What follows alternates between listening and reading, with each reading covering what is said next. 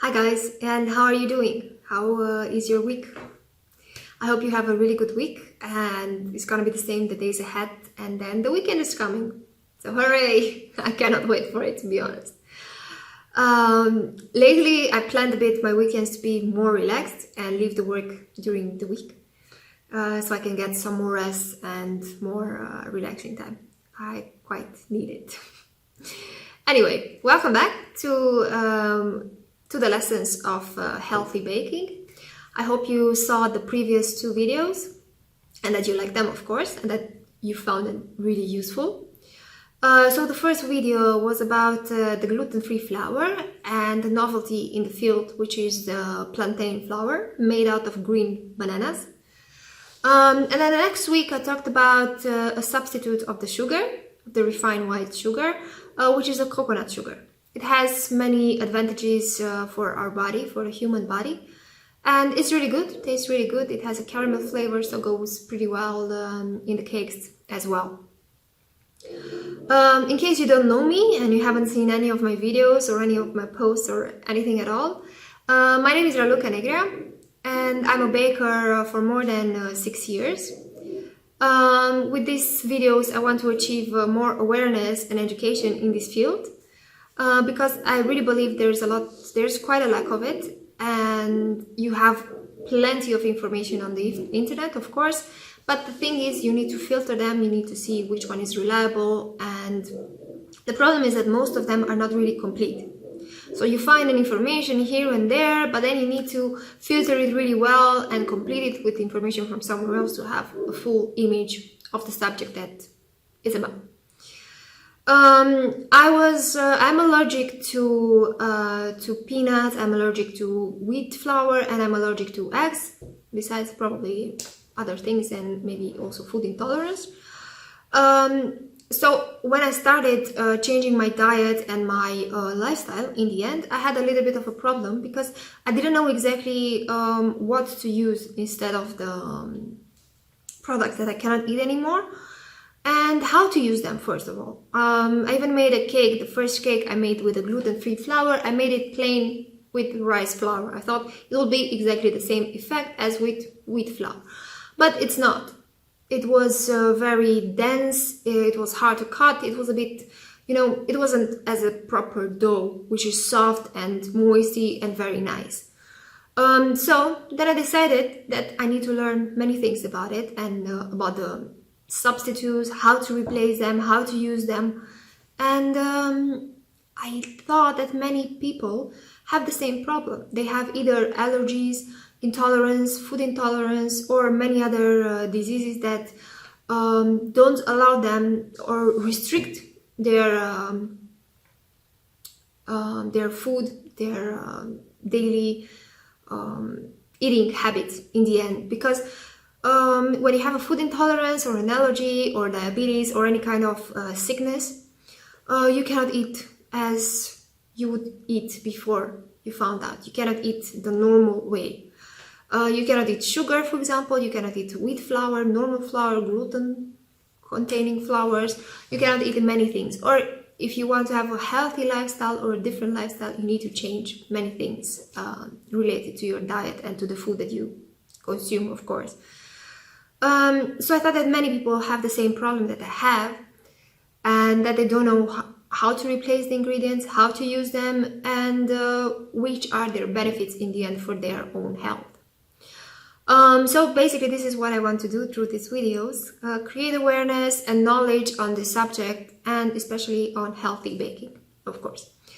As I said, I'm a baker for more than 6 years, so I enjoy baking a lot. It started as a hobby of mine, and now I teach courses on healthy baking, and yeah, I think there's a lot of place for this in this world, and that it will be useful for many people. So the subject of today's video will be quail eggs. As I said, I am allergic to eggs, to chicken eggs, so I had to find ways to replace these eggs in my diet and in the cakes that I am making. I tried the chia seeds, I tried flax seeds, I tried aquafaba, of course, And I had really good results. But the problem was that I loved waking up in the morning to make an omelette, scrambled eggs, and I couldn't do it anymore because, of course, I cannot eat the chicken eggs. So I wanted to find a way for me to be able to eat those types of food and recipes that I missed, like scrambled eggs, as I said, or carbonara pasta, or there are many others that you need to make with eggs, and you cannot replace them with aquafaba or chia seeds or flax seeds. It's not gonna work. That's definitely 100% sure. So, quail eggs, to be back on the subject. First of all, chicken is related to turkey in the chicken family. But ducks and geese, they are from a different family. So it would be possible that if you're allergic to the chicken egg, that you won't be allergic to the duck egg. As well, it's the same principle, and it applies to quail eggs. If you're allergic to chicken eggs, you might not be allergic to quail eggs. Nothing is 100% guaranteed because, anything can happen. You can be allergic to quail eggs as well. But I really believe it's worth a try. So I tried it lately in more of my products, as well in cakes, and I made scrambled eggs, they were divine. I made carbonara pasta and it was really delicious. They're very easy to use. They're tiny, true, very tiny. And it's harder to crack their shell, but for the rest, they behave exactly the same like the chicken eggs. So, price-wise, I believe they're not that expensive, because if you compare the chicken eggs, they're not even double the price if you take one egg compared to 4 or 5 quail eggs. Yeah, as I said, they're easy to use and as well easy to find in supermarkets or any other places. So, let me tell you a little bit about the quail eggs.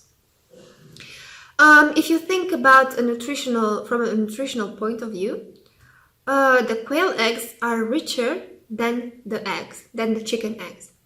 Even if they have a small dimension, they have many advantages for the human body, of course. They contain 30% proteins, while the chicken egg has 11% proteins. So here's a big plus as well. The quantity of vitamin D is 23% out of the recommended daily dosage for the human body, while the quantity of the vitamin B in the chicken egg is only 14%. So again, the quail egg wins. It contains iron and potassium, 5 times more than a chicken egg, and contains HDL cholesterol, which is known as the good cholesterol. Another great thing is that usually you have to prepare the chicken egg thermic, or at least to clean it really well. And this is because it can contain traces of the bacteria known as salmonella. Well, this thing doesn't happen with the quail eggs because the body temperature of a quail doesn't allow this bacteria to be on the eggs. It prevents that bacteria to appear. So you can consume the quail eggs even raw.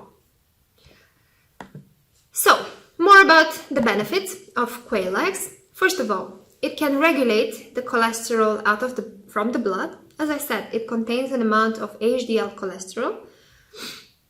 They can make the sight better. It contains vitamin A, which it has a protective effect on the eye. It stimulates growth. It prevents or makes better the allergies. It accelerates the metabolism because of the content of vitamin B that it contains, and they reduce the inflammation because the quail eggs contain inflammatory agents. So again, has many benefits for your health. And now the question comes: how do you consume them? How do you eat them? Because they are quite tiny. For sure, you've seen them before, or if not, if you Google them, you're gonna see they are tiny like this. So very tiny. If you want to replace one chicken egg, you will need 4 or 5 quail eggs. And that's going to be important in your recipes if you want to eat more eggs, or in cake recipes if you want to substitute them with quail eggs. If you want to boil them, you have to be a little bit more careful, because due to their size, the eggshell is easier to crack. So if you want a soft boiled egg, you need to leave them for like 2.5 minutes. And if you want a hard boiled quail egg, you need to leave them for 45 minutes. It presents the lowest allergy risk for food allergies. But even with such a low allergy potential, I would advise not to give it to babies, or if you give it with precaution, because you never know. So just better to avoid any kind of bad situation that could arise from it. So as I said, the quail eggs have a really good taste. They are very nice. I loved it when I made the pasta carbonara. They gave such a great flavor. It was amazing. Yeah, and after that the scrambled eggs were as well amazing. So finally I can eat my scrambled eggs breakfast, which I love. So if you have any questions about healthy baking, about quail eggs, about the themes from the last two videos that I made, you can send me an email at info@ralucanegra.com. You can send me a message on Facebook. You can find me like Raluca Negra. You can check my website. You can see there many articles or even recipes, healthy baking, of course, on this subject. It's www.ralucanegra.com, or on Instagram at Andrea Raluca Negra. I should write everything down, just it will be easier. So stay tuned for the next week, when we're gonna discuss another subject from healthy baking. So first week we touched the subject of gluten-free flour, then second week we touched the subject of how to substitute and with what the refined sugar. Now we touch the subject of replacing eggs, and next week, what do you think? What do you think the subject will be? Or I have an even better question and a better suggestion. You can send me a message anywhere you want and tell me what other things you want to learn about, what other things bother you, or you don't know how to use them, or you want to use them, or what other curiosities you have on the subject of healthy baking. So see you next week, and until then, have an amazing week and an amazing weekend. It's almost at the door. And take care and have a nice day. Bye. Kisses. Bye.